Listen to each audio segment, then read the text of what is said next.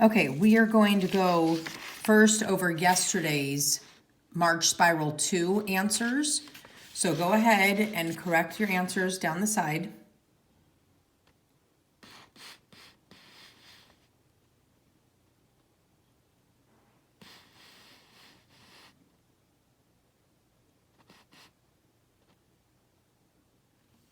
Okay, and then I'm just going to go through it real quick in case there's any that you needed help with, okay? Bob has 5,829 cards. His friend has 456 cards. How many cards do they have in all? So you would have to add those two numbers together to get that. What is the difference between those two numbers? You have to subtract. So look at my subtraction. If you made a mistake, remember you before you can do anything, this can straight subtract. Before you can do anything, you have to come over here, give yourself 10, then take away 1 and give yourself 1 there. Okay, expanded form. 3,000 plus 900 plus 20 plus 9. This one we did yesterday together. So did this one, and we did this one together as well. Okay, you're supposed to use your fraction flip book with that. We also went over this one. Number 8, Joey exercised 40 minutes per day, Monday through Friday. So that's 40 minutes per day, Monday through Friday gives you 5 days in the week. 4 times 5 is 20, and then you bring the 0 over. Sandy exercised 30 minutes a day times 7 days a week. So 3 times 7 is 21, and you bring the 0 over. Okay, let's go over the March Spiral 3. This is today's activity that you're going to do. So I just want to walk through it with you before you begin. Okay, estimate the sum of 4,898 and 546. Okay, so you're going to round these. 4,898, okay, and 546, okay? You always round to the largest place value unless you tell you otherwise. So you're going to round this to the nearest 1,000, you're going to round that to the nearest 100, and you're going to add them together because sum is adding. Okay, estimate the difference. Again, you're going to take these numbers and you are going to round to the nearest 1,000, and you're going to round to the nearest 100, which is probably going to bump you up to 1,000 anyway. Which expression is equivalent to the following? You have 4 groups of 9. Remember, one of them needs to stay the same, and then the other one gets broken up. So we have 4 groups of 9. So here the 4 stayed the same, and we broke up 9 into 4 and 5. So that's a good one. Then we have the 4 stayed the same, and we broke 9 up into 4 and 4. That is not going to work. The 4 stayed the same, and we broke the 9 up into 4 and 5. Okay, so this one and this one are very similar, but there's something that's different. This is a plus sign, and this is a multiplication sign. So in case you don't remember, you want to, if you're breaking this up, you're saying the 9, you're saying that 4 plus 5 is 9, not 4 times 5 is 9, okay? So I'm kind of giving you the answer, but the plus is the way to go. Okay, Peggy has 48 cookies. She wants to give all of her cookies to 4 of her teachers. Write an expression, let's say a multiplication problem there to show how many cookies each teacher will receive. So you have 48 cookies total, and she's going to divide them equally between 4 teachers. 48 cookies total, and she's going to divide them equally between her 4 teachers. We want to know how many cookies each teacher will get.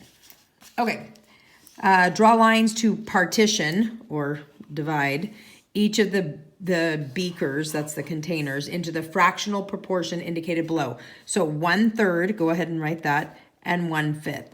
So what they want you to do is break this into thirds, okay? Which means you're going to have 3 equal sections, okay?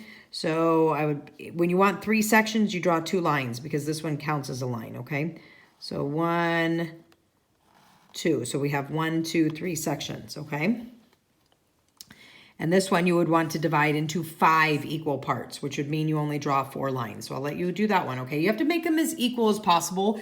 It's not going to be perfect because we're not computers, and we don't have rulers, but just try to break that into 5 equal parts, okay? And you don't have to shade it or anything. It just break it up. You don't have to shade 1 out of the 5 or anything like that. Okay, show 3/4. Now you know we have to write it like that, not that crazy way with the diagonal line, okay? Denominator down. So you want to divide this circle, okay, into 4 parts total and shade 3 of them. Now the number line, super important.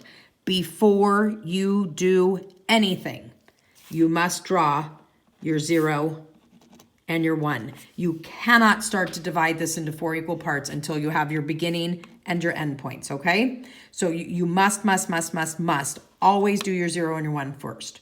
Now, between the 0 and 1, you want 4 equal parts, okay? So you should break it here, break it in half. That's gonna be half and half. And since we want 4 parts, we can divide each part in half. And again, if you think about it, we were saying that once you have your 0 and your 1, okay, you want a total of 4 parts. And just like we did over here, if you want to divide something into 3 parts, you make 2 lines. You want to divide it into 5 parts, you make 4 lines, always 1 less, because you're counting this part right here, okay? So if I want 4 parts, I'm going to do 3 lines beside my 0 and 1. Got to keep the 0 and 1. Okay, and then you're going to show where 3/4 would be on that number line, okay? Which is actually today's lesson that we're going to do. And then you have this box down here. You need to divide it into 4 equal parts and shade 3 of them, okay?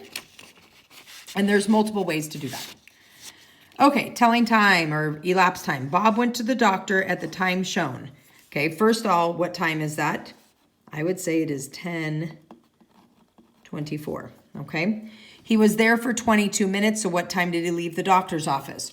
Okay, so you can start at 10:24 and you can count ahead 22 minutes. Okay,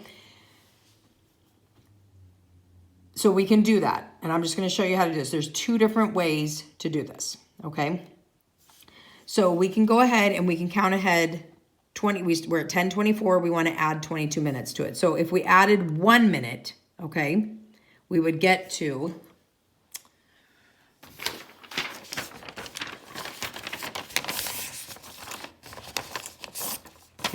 I'm gonna show you. I'm gonna take this off of here for a sec, okay?